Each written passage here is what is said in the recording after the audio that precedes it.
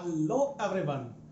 और आज हम लोग शुरू करने जा रहे हैं हिस्ट्री का पार्ट 8 के बाद वाला टॉपिक मीन्स पार्ट 9 के बारे में आज हम लोग डिस्कशन करेंगे और समझने की कोशिश करेंगे। एक्चुअली हुआ क्या कि बहुत दिनों से मैंने अभी सिविक्स का वीडियो बना रहा था, पार्ट 1, पार्ट 2 और पार्ट 3 पावर शेयरिंग का मैंने खत्म किया। बहुत सारे बच्चों ने रिक्वेस्ट किया कि सर वो हिस्ट्री की भी कंटिन्यू कीजिए सर, उसे भी शुरू कीजिए। तो इस चीज को दिमाग में रखते हुए मुझे अल्टीमेटली बच्चों के इंटरेस्ट को देखते हुए ये सोचना पड़ा कि मैं पार्ट हिस्ट्री का भी आगे वीडियोस कंटिन्यू करूं।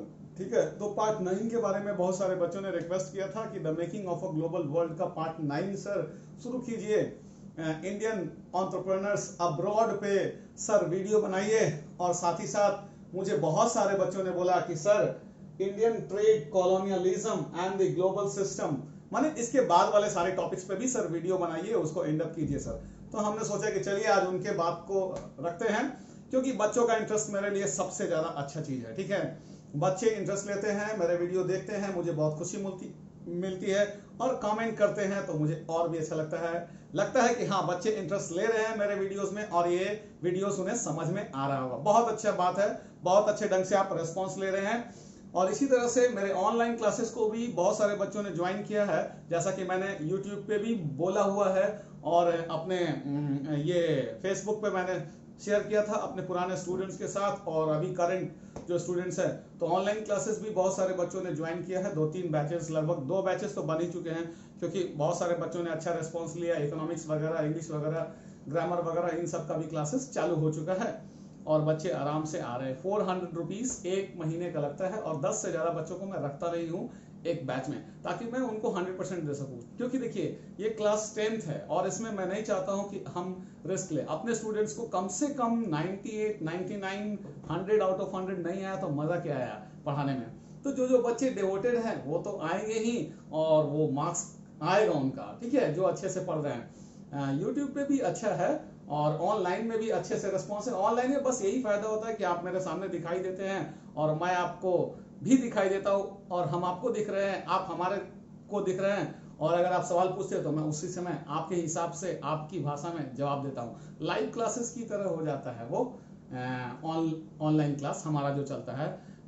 गूगल मीट से हम लोग का चल रहा है क्लास और बहुत अच्छा जा रहा है और बहुत अच्छा रिस्पॉन्स आ रहा है। बच्चे समझ भी रहे हैं और वो टोटल की टोटल चीजों के बारे में डिस्कशन करते हैं। सप्ताह में 4 या 5 दिन क्लासेस होते हैं, वो रिक्वायरमेंट के अनुसार है और 1 घंटे होते हैं अल्टरनेटिव। बड़ा अच्छा लगता है, बच्चे रिस्पॉन्स लेते हैं। चलिए खैर ठीक है, हम लोग अपने पॉइंट पे आते हैं यहाँ और शुरू करते हैं जो वीडियो जिस चीज के बारे में मैंने ये शुरू किया है। ठीक है, वीडियो बनाना। ठीक है, देखते हैं।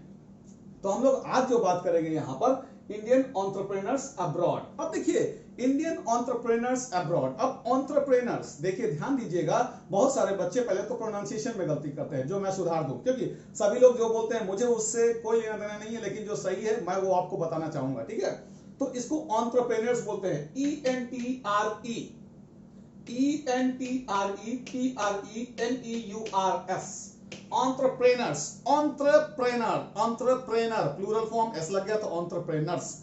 एंटरप्रेन्योर्स का मतलब होता है investors, those who make the investment to start a business. ठीक है, जो पैसे लगाते हैं किसी चीज को, किसी काम को शुरू करने के लिए, बिजनेस करने के लिए, तो वो कहलाते हैं एंटरप्रेन्योर्स।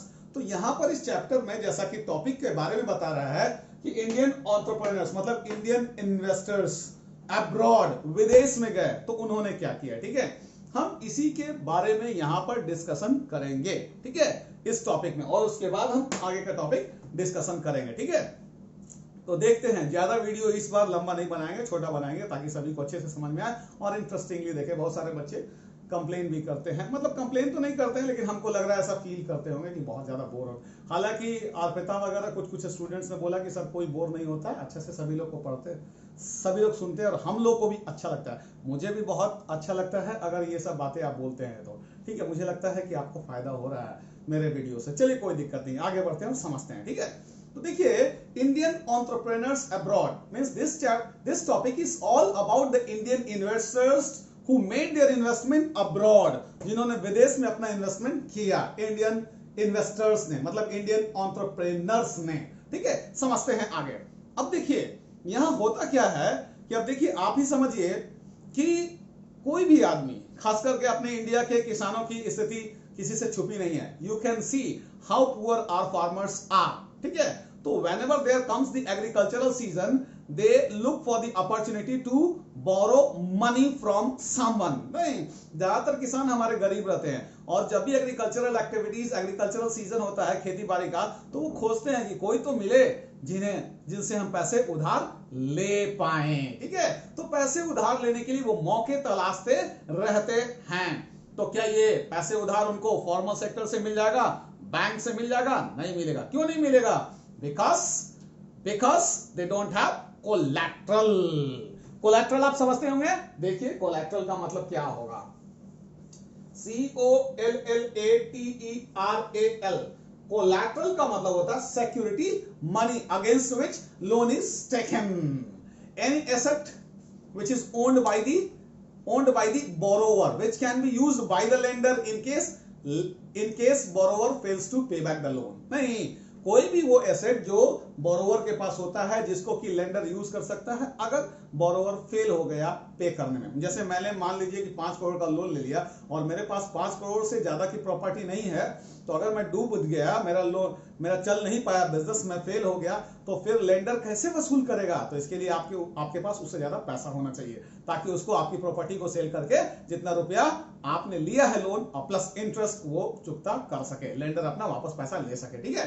तो यही हाल है कि due to lack of collateral मतलब security money, farmers have failed to get loan from the banks.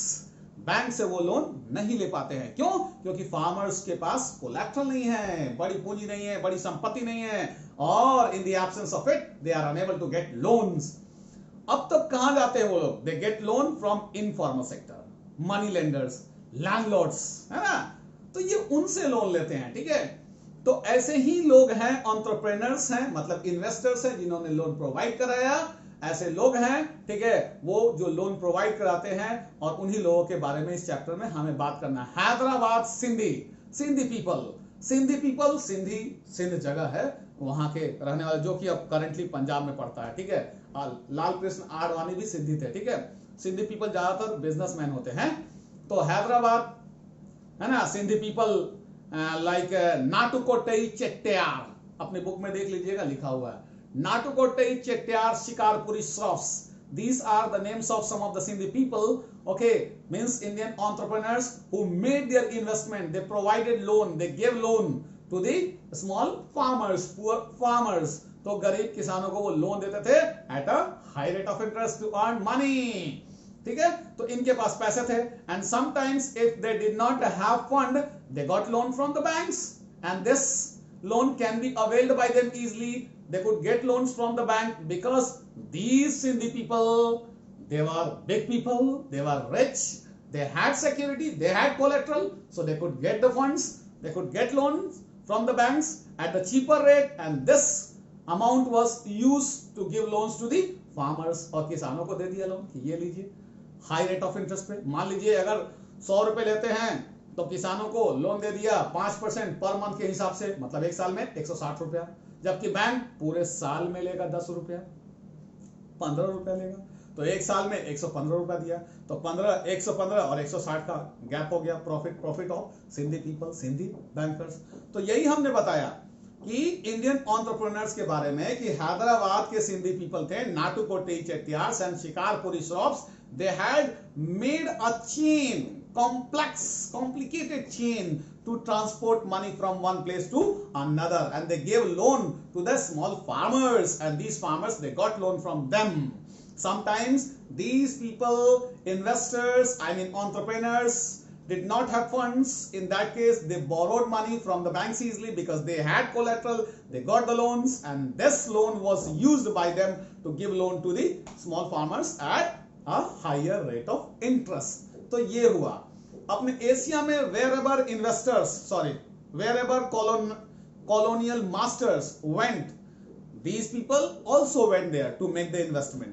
जहां जहां हमारे अंग्रेज जो शासक लोग थे, जहां जहां गए, कॉलोनी बनाया, जहां शासन किया, वहां वहां ये लोग भी चले गए और इन्होंने वहां भी पैसे लगाए पूरे एशिया में। And not only that, they went to that part where they did not go, where these colonial masters did not go। यहां तक कि वहां भी गए, अफ्रीका में भी गए, जहां कॉलोनियल मास्टर नहीं गए वहां भी गए। हालांकि अफ्रीका में तो गए थे अंग्रेज लोग, वहां भी ये गए, और जहां नहीं गए वहां भी they made their huge investment, खूब पैसे लगाया इन्होंने। They establish their emporia. Emporia आप समझते होंगे, एम्पोरिया नहीं समझते हैं। एम्पोरियम से बना है एम्पोरिया, एम्पोरिया प्लूरल फॉर्म है, ठीक है। और emporium shops, shops on the sea port, shops on the seaport, that is called emporium, and the plural form of emporium is emporia। Book देख लीजिएगा, समझ में आ जाएगा, ठीक है। तो these people, Hyderabad Sindhi people, they established their emporia, okay, and they sold the local things and the imported things, things of curios। Local and imported curios were sold by them on the shops, means in the emporia, ठीक है। अभी आप देखते हैं, अभी के समय में हवाई जहाज डेवलप हो गया है तो एयरपोर्ट्स बन गए हैं, नहीं तो पहले एयरपोर्ट नहीं था।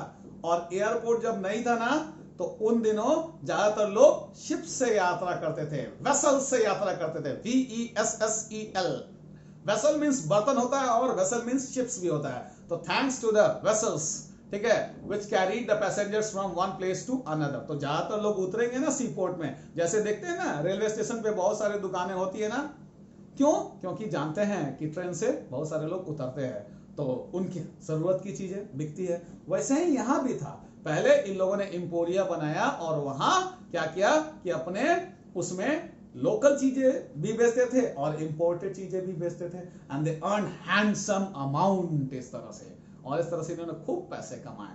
कि इन्होंने भाई शिकारपुरी, श्रॉफ्स, नाटुकोटई, चेट्टार्स जैसे लोगों ने, जहां जहां अंग्रेज गए वहां ये गए, जहां नहीं गए वहां भी गए, अफ्रीका गए ये भी गए, अफ्रीका के अलावा और भी बहुत सारे जगह जहां अंग्रेज नहीं शासन किए वहां भी गए।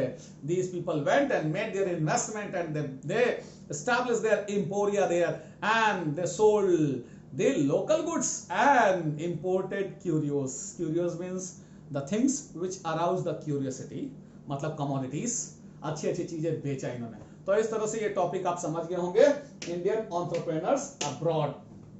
ज्यादा कुछ नहीं था इस टॉपिक में, बस यही हमने देखा कि भाई poor farmers were unable to get loans from the formal sector due to lack of collateral, है ना। So they got the loan from the money lenders, landlords like Shikarpuri, Shroff, Natukotei, Chettiars. These are the names of Sindhi people, okay, who made their investment. They had a complicated system of providing loans from one place to another. They made huge investment in Asia, in India, in Asia, है ना। Not only that, wherever Britishers went, they also went and made their investment there. And even in some places where they did not go, these people also went there and made the investment. They established emporia at the seaports, okay, and they sold the things, local commodities and imported commodities there, है ना। और इन्होंने खूब बेचा, खूब पैसे कमाए। तो इन्होंने किस तरह से इन्वेस्टमेंट किया, हमने इसके बारे में इस टॉपिक में बात किया, इंडियन एंटरप्रेन्योर्स अब्रॉड। आपको पूरी तरह से समझ में आ गया होगा, और ये हम लोग अच्छे से अभी डिस्कशन कर पा रहे हैं ये टॉपिक, ठीक है। और अभी तो हम नहीं, लेकिन बहुत जल्दी हमें YouTube पे भी हम लाइव आने की सोच रहे हैं, ताकि आपसे सीधा सीधा मुलाकात हो। देखते हैं कितने बच्चे ऐड होते हैं, उस दिन आते हैं, ठीक है, YouTube से हमसे जुड़ते हैं। अभी नहीं, बहुत जल्दी हम एक वीडियो पहले हम अनाउंसमेंट कर देंगे, उसके बाद ही आएंगे, ठीक है। देखेंगे कब हम आएंगे, अब देख लेते हैं कन्वीनियंट थोड़ा, और ठीक है अभी फिलहाल देखते हैं और आगे इस टॉपिक को, नेक्स्ट टॉपिक को, ठीक है। तो हमने पहला टॉपिक खत्म कर लिया है, इंडियन एंटरप्रेन्योर्स अब्रॉड। कोई दिक्कत नहीं हो, शिकारपुरी श्रॉफ के भी बारे में जान गए, कैसे वो लोन प्रोवाइड करते थे हाई रेट ऑफ इंटरेस्ट पे। नहीं पैसा रहा तो बैंक से लोन लेकर के उनको दिया, बैंक से चूंकि सस्ता दिया और वो उनको बढ़ा कर दिया, और बैंक का रेट ऑफ इंटरेस्ट और उनको जो दिया रेट ऑफ इंटरेस्ट, उसके बीच का डिफरेंस प्रॉफिट का लाया इनका, है ना। ये हमने इसके बारे में, मान लिया कि 100 रुपीज हमने लोन लिया, तो बैंक को हम 10%, 15% के हिसाब से दिया, एक साल का 15% दिया, तो भाई हो गया हमारा कितना, 115 रुपये हमने बैंक को रिटर्न कर दिया। लेकिन फार्मर को दिया तो 60% पे दिया, 5% पर मंथ, यानी साल का 60%, तो 160 रुपये लगा। तो 160 माइनस 115, प्रॉफिट ऑफ दी ये सिंधी पीपल, मतलब नाटुकोटई, चेट्टियार्स, शिकारपुरी, श्रॉफ जैसे लोगों का फायदा हो गया 45 रुपीज, है ना, 15 रुपया उधर दे दिया। तो ये इस तरह से ये काम करते थे। फिर हमने देखा कि किस तरह से इन्होंने एस्टेब्लिश किया अपना एम्पोरिया, ठीक है, एम्पोरियम बनाया और वहाँ लोकल गुड्स एंड है ना things of curios were sold, क्योंकि वो जगह था जहां अक्सर लोग उतरते थे, पहले के दिनों में ऐसा ही होता था, ठीक है। चलिए समझ में आ गया। अब आगे हम बढ़ते हैं, थोड़ा सा जल्दी ही वीडियो हम ओवर करने जा रहे हैं, ठीक है। Indian trade, colonialism and the global system, हम लोग इसके बारे में बात करेंगे, ठीक है। Indian trade, colonialism and the global system. अब देखिए इंडियन ट्रेड के बारे में हम लोग पहले जान ले। देखिए इंडिया का सॉइल बहुत ही अच्छा रहा है, हमेशा से अच्छा रहा है, ठीक है, बढ़िया रहा है हमेशा से, और यहाँ पर कॉटन बहुत अच्छा उपजता था, ठीक है। तो cotton was on demand in our country India, sorry the cotton of our country India was on demand in Great Britain, Britain में बहुत डिमांड था, ठीक है। तो इंडिया से कॉटन टेक्सटाइल भी जाते थे, क्योंकि इंडिया के कॉटन का मतलब बहुत अच्छी मिट्टी होती है, तो यहाँ के कॉटन बहुत फाइनर क्वालिटी ऑफ कॉटन है, तो यहाँ की जो कॉटन से जो टेक्सटाइल बनता था लाजवाब बेहतरीन क्वालिटी का, ऑन डिमांड, बहुत ज्यादा डिमांड था ग्रेट ब्रिटेन में और अलग अलग देशों में भी, ठीक है। तो बहुत ज्यादा इधर उधर बहुत ज्यादा सेल होता था, ठीक है। लेकिन ये 15वीं सेंचुरी में ऐसा स्थिति था, ठीक है, धीरे धीरे समय बीतने लगा और ग्रेट ब्रिटेन में भी कॉटन की पैदावार होने लगी, लेकिन उस अच्छी क्वालिटी का नहीं होता है जितना कि हमारे इंडिया का होता है। तो वहां के कॉटन से जो भी क्लॉथ्स बनाए थे they were not on demand, Indian clothes were always on demand, है ना। So Indian businessman went to Great Britain, they sold their clothes and came back, while the local businessmen they had failed to sell their textiles। तो जो domestically made textile था ना उनका cell नहीं था। मतलब अब देखिए हम बोलना ये चाह रहे थे कि 15वीं सेंचुरी से जो है इंडिया में ने एक्सपोर्ट करना शुरू कर दिया कॉटन टेक्सटाइल, कॉटन के बने हुए कपड़े जो बहुत ही अच्छी क्वालिटी के होते थे। इंडिया की मिट्टी में बहुत दम है और फाइन क्वालिटी के कॉटन यहाँ बनते हैं, ये जन्म देती है। तो इस कॉटन का बहुत डिमांड था ग्रेट ब्रिटेन में, ठीक है। अभी ये कॉटन का बहुत ज्यादा डिमांड था ग्रेट ब्रिटेन में, तो बहुत बिकता था। हालांकि बाद में कॉटन धीरे धीरे उपजना शुरू हो गया ब्रिटेन में भी, और ब्रिटेन ने भी टेक्सटाइल बनाना शुरू कर दिया, लेकिन वो आखिरकार खराब क्वालिटी का जब कॉटन होगा तो खराब ही ना आपका कपड़ा होगा, तो उनके कपड़े का डिमांड नहीं होता था। तो इंडियन क्लॉथ्स टेक्सटाइल लेकर के बिजनेसमैन इंडिया से जाते थे और ब्रिटेन में बेच करके वापस चले आते थे, जबकि ब्रिटिशर्स जो लोकल बिजनेस करते थे, लोकल कॉटन जो बनाते थे कॉटन टेक्सटाइल, उनका नुकसान हो रहा था क्योंकि उनका क्लॉथ बिकता ही नहीं था। जैसे हमारे यहाँ कैसे है, चाइना आता है और अपने टॉयज बेच करके चला जाता है, हम लोकल हैं हमारा टॉयज बिकता ही नहीं है, तो बहुत सारे प्रॉब्लम्स है, ठीक है। तो ब्रिटेन को बड़ा खराब लगा और from 19th century, early 19th century, है ना, great Britain imposed heavy tariff लगा दिया। क्यों? On the import of the cotton textile, cotton textile आने पे बैन लगा दिया, ठीक है। तो जो फिनिश गुड्स आते थे इंडिया से उन पे इसने बैन लगा दिया। क्यों? क्योंकि वो आते थे और बेच करके चले जाते थे और इंडिया वाले का सेल ही नहीं होता था, तो इसको रोकना पड़ेगा ना आखिरकार किसी तरह से। तो इस चीज को करने के लिए, रोकने के लिए वहां बैन लगा दिया कि नहीं भाई, टैरिफ आप समझते होंगे, नहीं समझते हैं तो ध्यान दीजिएगा हमारे बातों को। टैरिफ का मतलब होता है a tax that has to be paid, ठीक है, a tax that has to be paid on the goods coming into a country. तो a tax that has to be paid, जिसको कि पेड किया जाना है on the goods coming into a country. किसी देश में लेके जाते हैं ना तो उसके बदले आपको टैक्स पे करना पड़ता है। जैसा ही एक देश से निकले, इंडिया से जैसे ही बाहर निकले, हेवी टैक्स लगा दिया, इतना हेवी लगा दिया कि आपकी चीजों का दाम ही बहुत ज्यादा होगा, अब आप सेल नहीं कर पाइए। क्यों? 100 रुपए का मान लीजिए आपका कपड़ा है और लगा दिया 100 रुपए टैक्स, 80 रुपए टैक्स, तो आपका 180 रुपए हो गया बाहर आते के साथ। अब 180 से ऊपर ही में ना बेचिएगा आप, तो बहुत बड़ा प्रॉब्लम था। That was a big trouble, ये बहुत बड़ी मुसीबत थी। And that is why the demand of the cotton clothes came back in the world market. World market में क्या हुआ कि इसका डिमांड कॉटन का कम हो गया, इसीलिए, ठीक है। तो कॉटन का डिमांड कम हो गया, रॉ मटेरियल जो भी फिनिश गुड्स थे, कॉटन टेक्सटाइल, कॉटन से मेरा मतलब है, तो कॉटन टेक्सटाइल का डिमांड ब्रिटेन के मार्केट में कम हो गई, ब्रिटेन का पूरे वर्ल्ड के मार्केट में कम हो गई। कारण था कि हेवी टैरिफ लगा हुआ था, महंगा पड़ जाता था।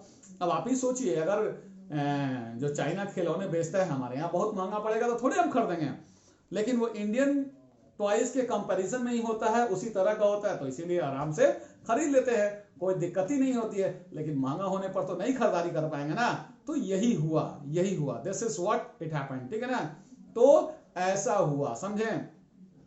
तो अब क्या हुआ कि भाई ये ऑन डिमांड की बात थी जहां तक, तो देखा गया, तो चलिए भाई अब क्या किया जाए। तो अब हेवी टैरिफ लगने की वजह से इंडियन टेक्सटाइल्स मतलब they were no longer on demand, क्योंकि बहुत महंगा पड़ने के वजह से। वही नहीं, सारे के सारे फिनिश गुड्स का डिमांड घट गया, क्योंकि हेवी टैरिफ लगा दिया सारे के सारे फिनिश गुड्स के ऊपर। मतलब इंडिया का इंडस्ट्री नहीं डेवलप हो, हमारा इंडस्ट्री डेवलप हो, हमारा बिके, सब लोग मेरे इंडस्ट्री की तारीफ करे, ग्रेट ब्रिटेन आगे बढ़े। इसीलिए great Britain did that, heavy taxes were imposed, tariff was imposed, so that है ना, to protect the domestically made textiles of Great Britain, this kind of action was taken. नतीजा क्या हुआ?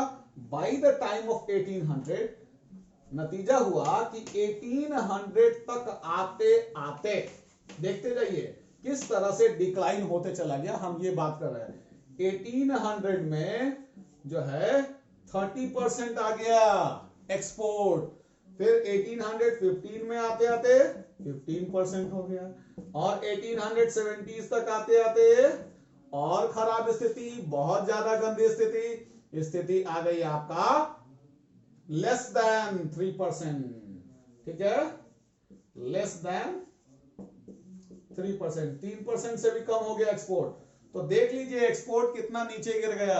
अब आप ही सोचिए कि 1800 तक आते आते 1800 के टाइम तक 30% था, और 1815 तक आते आते 15%, और by the time of 1870s it came below 3%, 3% से भी नीचे आ गया। सोचिए एक्सपोर्ट, मतलब फिनिश गुड्स का डिमांड धीरे धीरे पूरी तरह से घटने लगा, ठीक है, वर्ल्ड मार्केट में। क्यों? Because of the heavy tariff imposed by Great Britain on Indian finish goods, ठीक है। तो इंडिया के गुड्स महंगा बिकने लगे बाजारों में, क्योंकि एक्सपोर्ट ही महंगा पड़ता था शुरुआत से ही। तो ये एक बहुत बड़ी समस्या हो गई, ठीक है।